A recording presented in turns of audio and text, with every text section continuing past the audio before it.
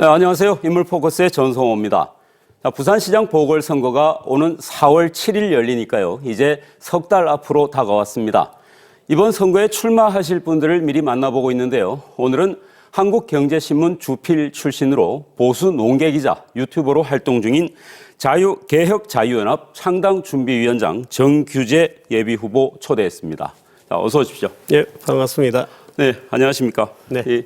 워낙 유명한 언론인 출신이시고요. 네. 또 하도 이력이 많으셔서 또 대표적인 이제 보수 농객이기도 하시고 네. 또 지난번 박근혜 전 대통령 탄핵 시국에 또 단독 인터뷰를 하셔가지고 네. 굉장히 또 많이 하셨고요. 예. 자, 근데 이번에 부산시장 출마 왜 하시는가 질문 정말 많이 받으셨을 것 같은데 여기서 먼저 한번 말씀해 주시죠. 우리나라 지금 GDP가 3만 1,000달러 정도 됩니다. 네. 정상적으로 갔더라면 아마 4만 달러 정도는 가 있어야 정상입니다. 부산은 얼마인지 아시죠? 부산은 지금 2만 4천 달러입니다. 그러니까 전국 평균보다 무역항이라고 하는 부산이 25% 정도 낮습니다. 네. 놀라운 일이죠. 아마 부산이 정상적으로 갔으면 지금 5만 달러 정도 가 있어야 돼요.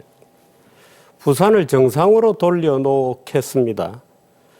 근데 정상으로 지금 가지 못한 이유는 부산은 여러분들이 다 아시다시피 정치가 여러분 아시는 것보다 훨씬 썩어 있고 그 썩어 있는 정치가 부산을 부패도시로 만들고 있습니다. 그래서 그런 문제들을 이 기득권에 잡혀져 있지 않은 제가 해결할 수 있겠다는 판단 또는 의욕 또는 자신감 이런 걸 느낍니다. 예. 네. 자, 이제 새로 창당을 이제 준비를 하고 계신 걸로 알고 있습니다. 지금 개혁자유연합 창당준비위원장 맡고 계시고요.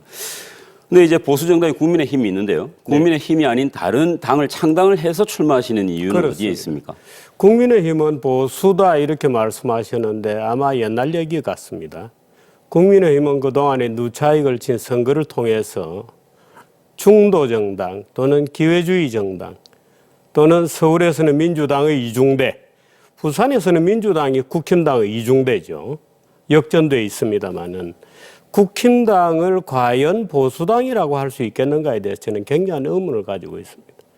오히려 전체적으로 봤으면 민주당의 이중대고 탄핵 잔당들의 정당이다. 저는 이렇게 봅니다. 아마 말이 좀 과격하지 않을까 이렇게 생각합니다마는 그런데 개혁자유연합당은 순전히 시민의 힘으로 무슨 어떤 권력자가 있는 것도 아니고 진영이 있는 것도 아니고 의욕이 있는 자유의지를 가지고 있는 자유시민들의 한 표 한 표를 모아서 지금 정당을 만드는 중입니다. 네.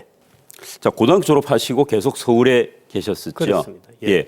그러다 보니까 부산에 대해서 얼마나 이제 부산에 그동안 상당히 변화가 있었을 텐데 네. 부산에 대해서 얼마나 알고 계실까에 대한 의문도 있고요. 네. 그래서 이제 부산을 바꾸겠다. 네. 아까 말씀을 하신 생각하고 계신 공약 몇 가지 먼저 말씀을 좀 해주실 수 있을까요? 부산은 사실 이미 정상적인 방법으로는 경제성장 궤도에서 이탈했습니다. 부산에서 지금 유일하게 산업으로서 돌아가는 것은 생활 주거라고 하는 아주 독특한 형태의 아파트 유사품을 짓는 것이 그 유일한 산업이라 할 정도에 이르렀죠. 제주도가 지금 자치도시로 되어 있습니다만 부산은 자치도시로서 나아가는 유일한 출구가 있을 뿐이라고 저는 생각합니다. 말하자면 부산에 오면 기존의 대한민국의 온갖 종류의 행정규제나 산업규제를 배제하는 특별한 어떤 지위를 우리는 만들어내야 되겠다. 그 지위 위에서 무관세, 무비자, 무규제, 무분규의 도시를 만들어내겠다는 것이 저의 기본적인 공약입니다.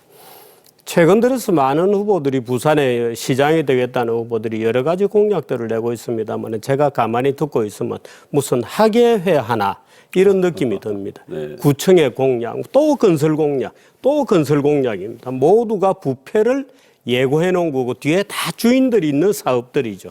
그렇게 해서는 안 됩니다. 부산을 완전히 규제 자유 도시로 만들고 국제적으로 열린 도시로 만들고 금지된 산업 외에는 모든 것이 자유인 도시로 바꿔줘야 됩니다. 영어를 공용어로 쓰자는 제안을 저는 드립니다.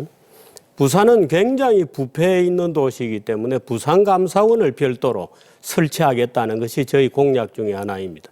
모든 종류의 로비와 청탁은 청탁과 로비가 들어오는 날 바로 그날 전 시민들에게 공개를 해서 어떤 행정들이 진행되고 있는지를 모두 공개할 생각입니다.